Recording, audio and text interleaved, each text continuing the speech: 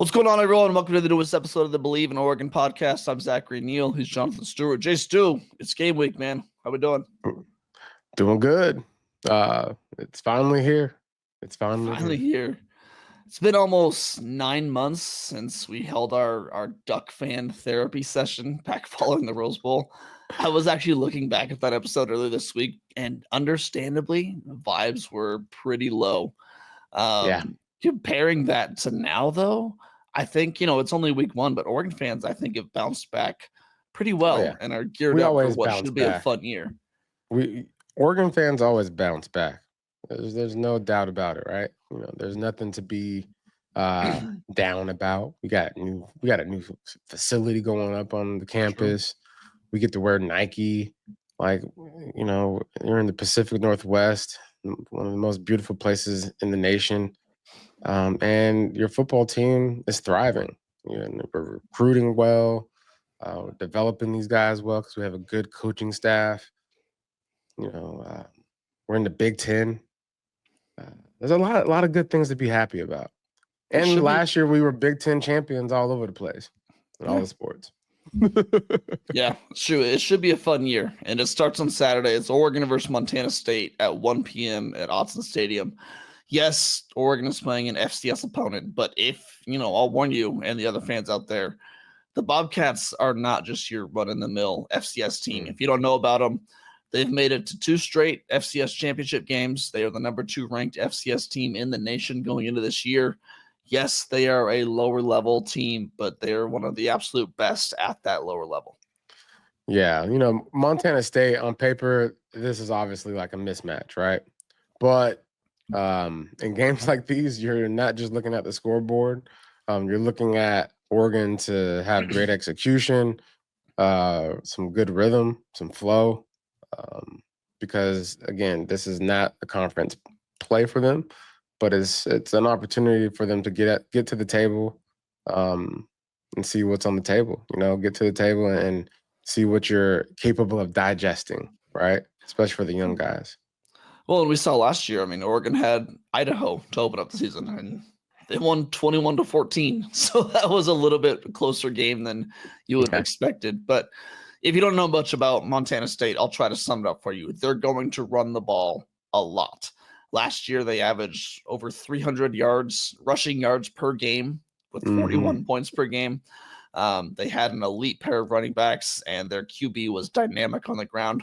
They lost that QB to the NFL, and they lost their top running back who transferred to New Mexico.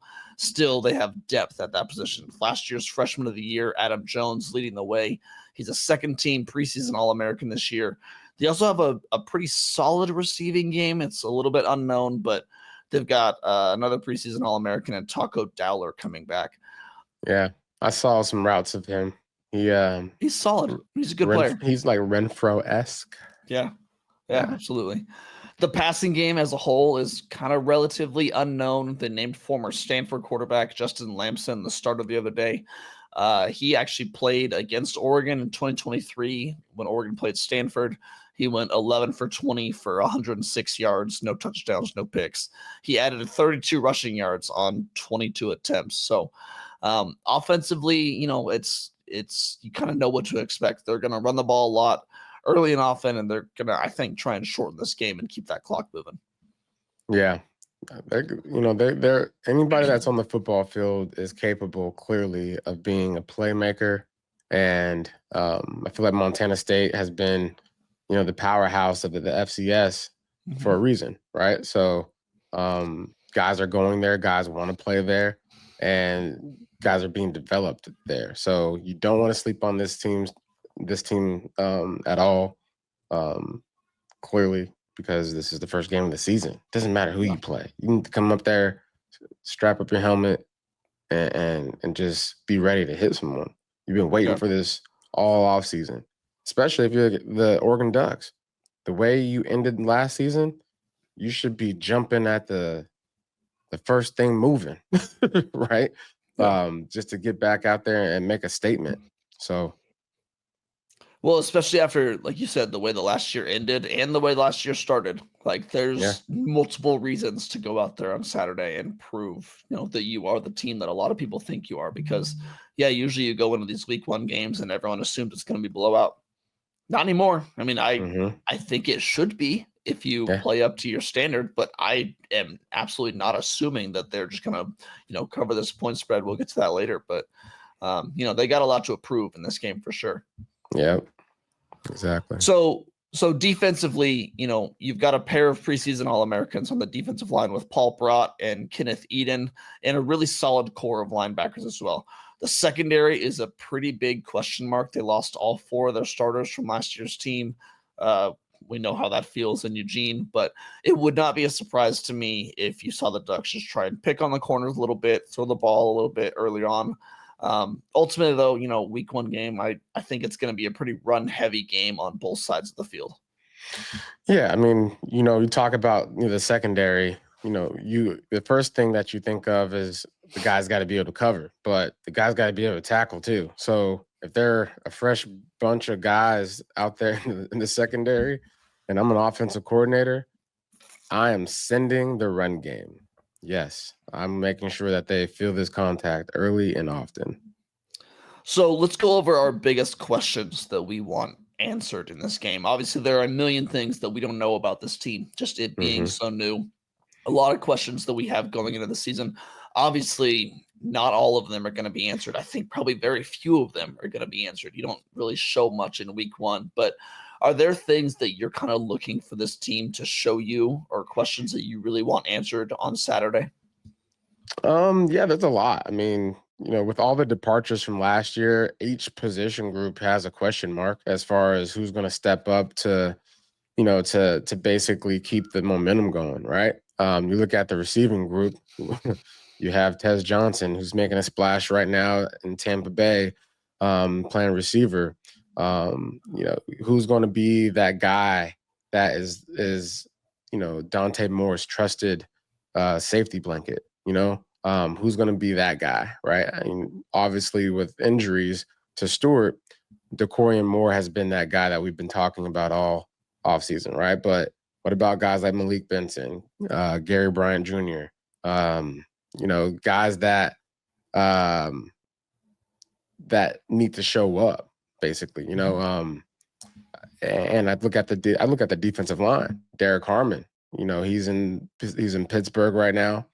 And again, proving the point that he was NFL caliber enough to be a first rounder, and who's gonna replace that type of guy that was a run stopper, that was putting pressure right there at the line of scrimmage. Who's going to be the guy that takes his place? You got Bear Alexander, you got Breland. Like who's going to step up and make sure that place is secure? I think, yeah, I'm also looking at the other side of the trenches. What I really want to see is offensive line and how cohesive of a unit it is in week 1. Mm-hmm. Because last year we saw that it took a couple weeks, and that was because of preseason injury. We know why that happened. And ultimately, they were able to get it together. They were a Joe Moore Award finalist last year. I think they can be as good, if not better, this year. But there are also are a lot of new pieces there. So I want to see how long it takes this year for them to kind of find those 5 that they trust. But I think we'll see pretty early on in this game, at least how close they are to being ready for that. I also really, you touched on the true freshmen. I want to see how many of these true freshmen play, particularly on the defensive side of the ball, and not just play in the game, but play early in the game. There's guys like Brandon Finney, Naeem Offord, who are apparently in the mix to potentially start in this game. Which is insane to say, a true freshman in week 1 that you could be doing that. But, I want to see how early they get in that rotation, even if they don't start. And then, by the end of the game, I'm sure we'll get a lot of true freshmen in there. And then you mentioned, go ahead. Yeah, to that point, you have Mateo, right? You have him, obviously, as the number 1 guy on defense. Who's going to step up and help him, right? Is he going to be the lone wolf, which I don't like? If you're a guy that's a lone wolf playing edge, at the college level, you're going to see so many double teams, triple teams, all kind of stuff lined up to stop you. So I'm looking for a guy like Elijah Rushing to step up and make a case and make a statement for himself. Because when you have a guy like Mateo, as the other edge guy, that opens it up for you to perform. So this is an opportunity for guys to step up regardless. The last thing I really want to see, you touched on it as well, is Dakorien Moore that guy? I think that we'll find out pretty early. In the spring game, first play of the game, he had a big catch on a big throw from Novastad. So I think we'll find out pretty early if he's the number one guy for this Oregon offense, and if he's, we always are hesitant to compare him to someone like Jeremiah Smith, but at least in that stratosphere, someone who can be a national name early on as a true freshman. I feel like we can get a good sense of that on Saturday by how often they go to him early in this offense. Yeah, but nevertheless, man, I'm excited. The football team we coach, we have an all-star coaching roster with Luke Kuechly, Greg Olson, myself, and Todd Blackledge, announcer for NBC, Penn State quarterback back in the day. He actually coaches our quarterbacks. We're pretty loaded. But I was talking to him about Dante Moore. And I was like, hey, man, how good is Dante? He's like, he's got one of the most beautiful balls football throws that I've ever seen. And I was happy to hear that from a guy like him, who's obviously watched football throughout a course of time that is longer than I've probably been alive. And he's been able to see so many different quarterbacks and rate them and rank them and evaluate them. And he said he has everything that you want in a quarterback. And he has the keys. He has the Ferrari. He has receivers that have to prove whether or not they're, trusted to be in the car with him. That's what's the determining factor. That's going to be the chemistry building earlier on, such as games like Montana State, where you can build on that, right? We should be able to score at will on these guys. And I want to be able to see Dante have that X factor that says, hey, I don't care. He's open. He's deep. I'm throwing with all conviction, right? I want to see conviction out of our quarterback early and often. Because when you see that from a guy like Dante Moore with all this poise and for the situation to rise, you take this opportunity with conviction, and then the guys around you feed off of that. So it was good to hear that from Todd. Yeah, it feels weird to say that buzz is growing around Dante Moore. Obviously, there's been a ton of buzz around him, mainly in Eugene. As fans are just prepared to see what he is. But nationally, at a national level, a lot of people put, I think, too much weight on his time at UCLA and what he wasn't then. But we know why he struggled there. He had nobody there. Exactly. There's so many reasons why he was not who he should be at his ceiling at UCLA. But you look at guys like Josh Pate or Yogi Roth, who came through Oregon and watched practice, and they leave here and they're like, oh, Dante Moore is the real deal. This guy is going to be really, really good. So I just hope we see, I hope we see even a little bit of that on Saturday. Show me some of the arm talent. You don't need to show me 20 plays deep of how good you can be, but just a little bit of sprinkles, I think, will be a lot of fun. Yep. All right, let's get into our stat predictions. I asked you and myself to pick 3 stats that we feel confident in predicting. They can be a little bit bold, maybe bold predictions, but, what are you expecting to see? What type of game? I'm expecting to see, the Oregon offense do what they're supposed to do, which is, you show up to a football game, you got to run the ball. You got to play defense, play action. The basics, the fundamentals, right? I wouldn't go into this game with Montana State and be like, all right, we're going to open up our entire playbook, right? But I just want to see the basics, the fundamentals. So as far as stat lines, I think with that mindset, I'm guessing that, Oregon goes, not guessing, I know Oregon goes 250 plus yards Okay. rushing.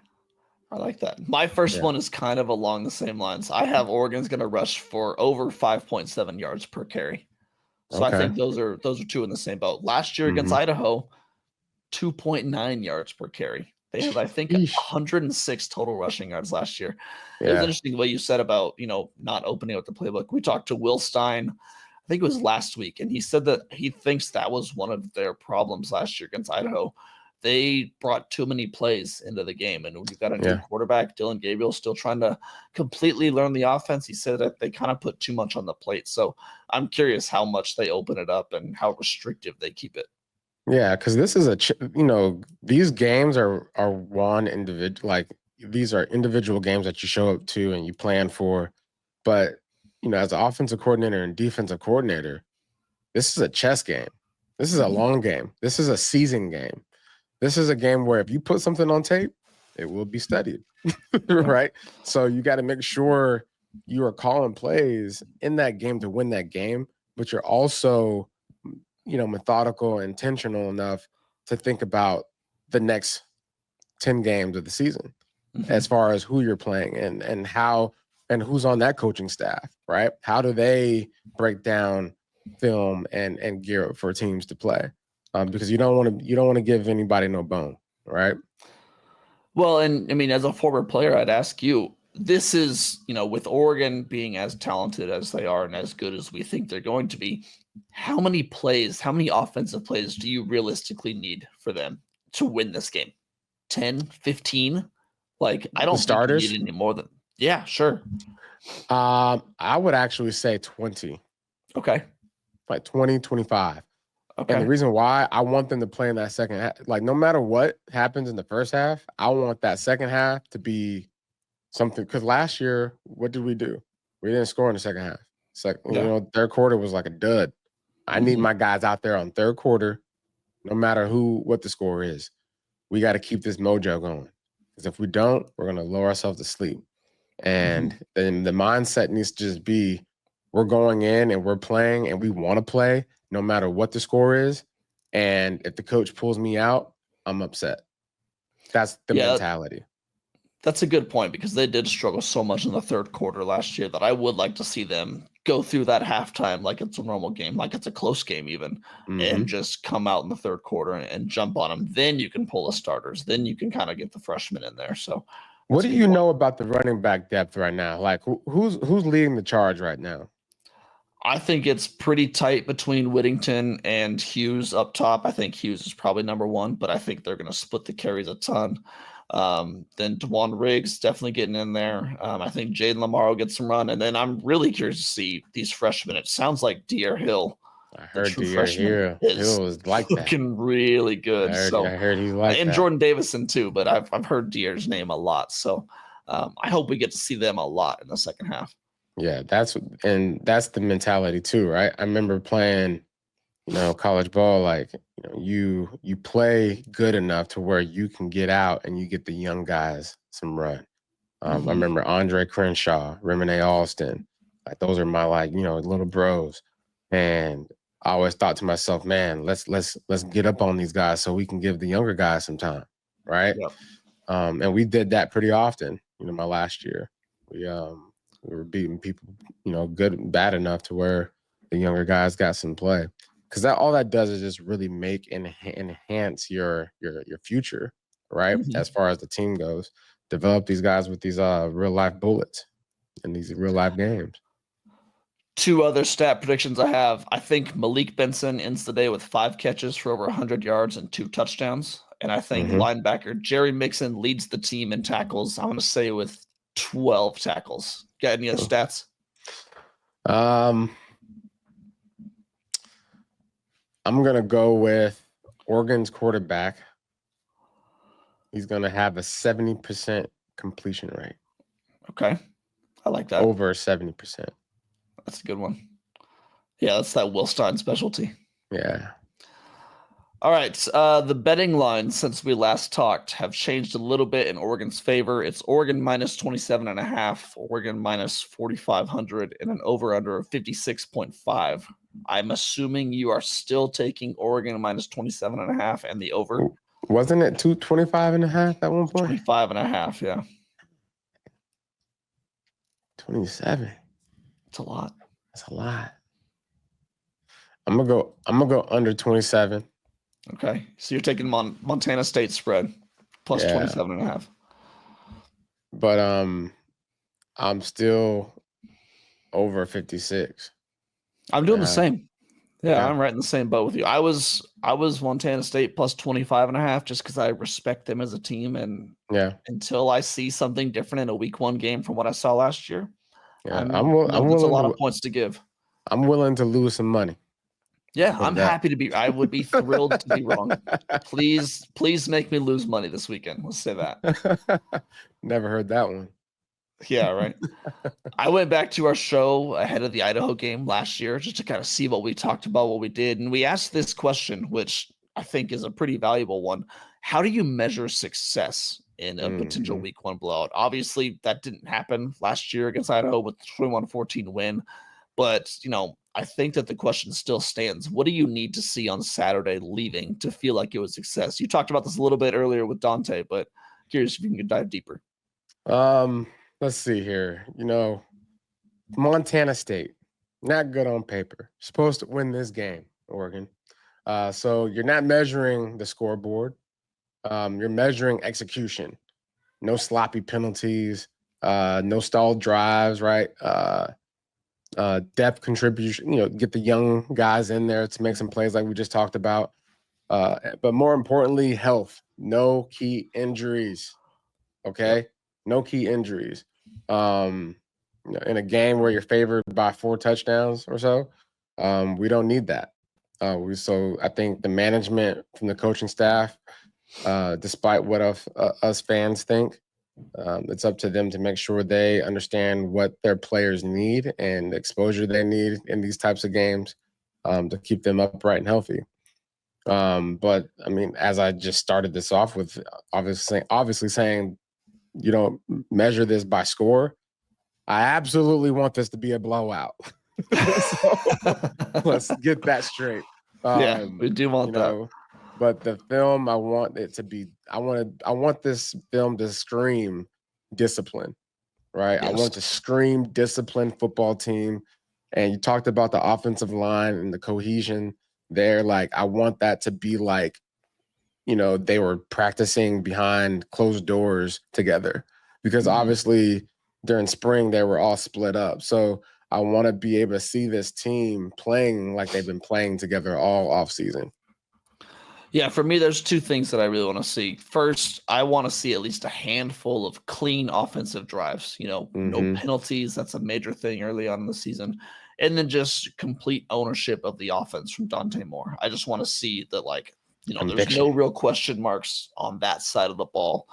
And then defensively, I just need to see a very solid rushing defense for Oregon.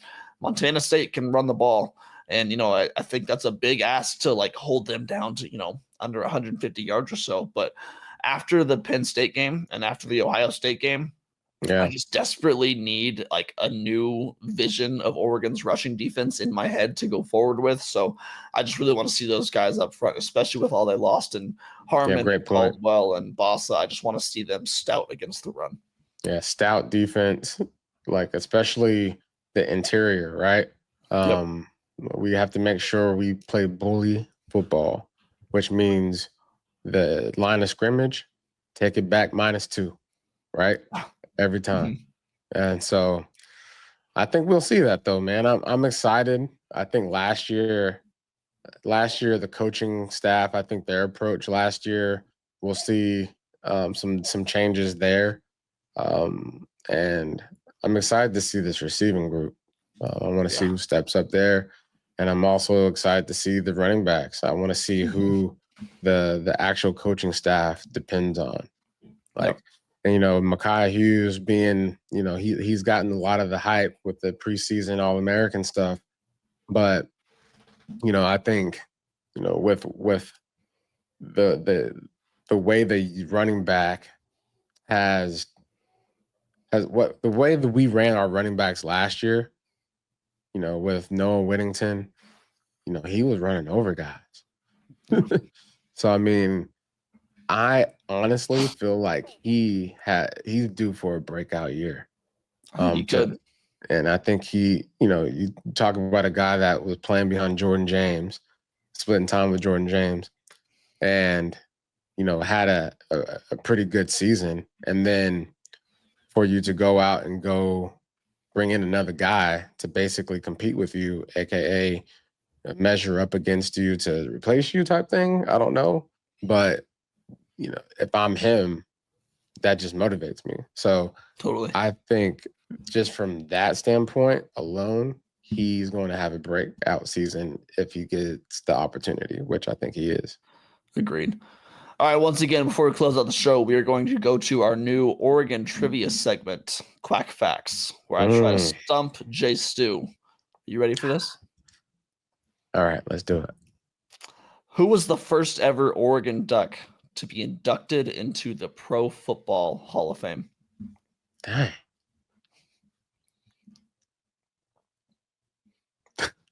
I don't know, Dan Fouts? That was close. I think he was actually second or third. Any other guesses? Ahmad Rashad? Norm Van Brocklin. He played at Oregon from 1945 to 1949. He was inducted in 1971. Man, shout out to him and his family. I don't know who that is, though. But shout out to him, man, being the first. He played with the Rams and the Eagles from 1949 to 1960. He won 2 NFL championships, including a ring in 1960, the same year that he won the NFL MVP, and then retired. He went out on top. Do you know the most recent Duck to be inducted into the Hall of Fame? The most recent Duck, football-wise, Michael James. No, not pro football. He was college football. So yes, I mean, good answer. Dang. I don't think college football. You said no. Pro football? Pro Football Hall of Fame. Pro Football Hall of Fame. The most recent. I'll give you a hint. It was an offensive lineman.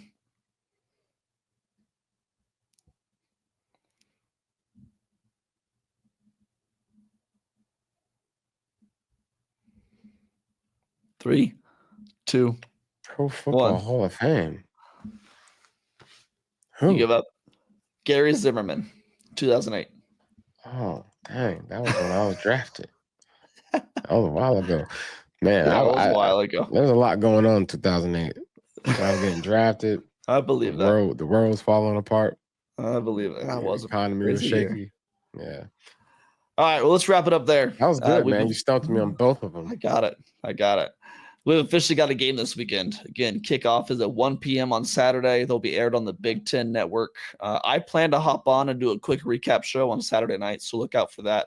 And then Jay Stu and I will be back on early next week. I believe the plan is Monday morning, so you can catch us then. Jay Stu, you got anything to add before we get out of here? No, man. I think I think this is all about setting the tone early for the Oregon Ducks. Obviously, an Oregon Duck win is expected, but it's about how. A 30-point spread basically means the real test is about discipline and execution. Walking out healthy. And that's what I'm basically looking forward to. Yep, agreed. Yeah. All right, you can check out more of my work at duckswire.usatoday.com. Follow me at Zachary C. Neel on Twitter, and check out my new Ducks Rising podcast where we got film breakdowns with our good friend Jeff Schwartz. Follow Jay Stu on Twitter at Jonathan Stewart1, and make sure to check out the Ducks of a Feather podcast with him and Kenyon Barner. For myself, Zach Neel, for my co-host Jonathan Stewart, we'll talk to you guys next week. Until then, take it easy.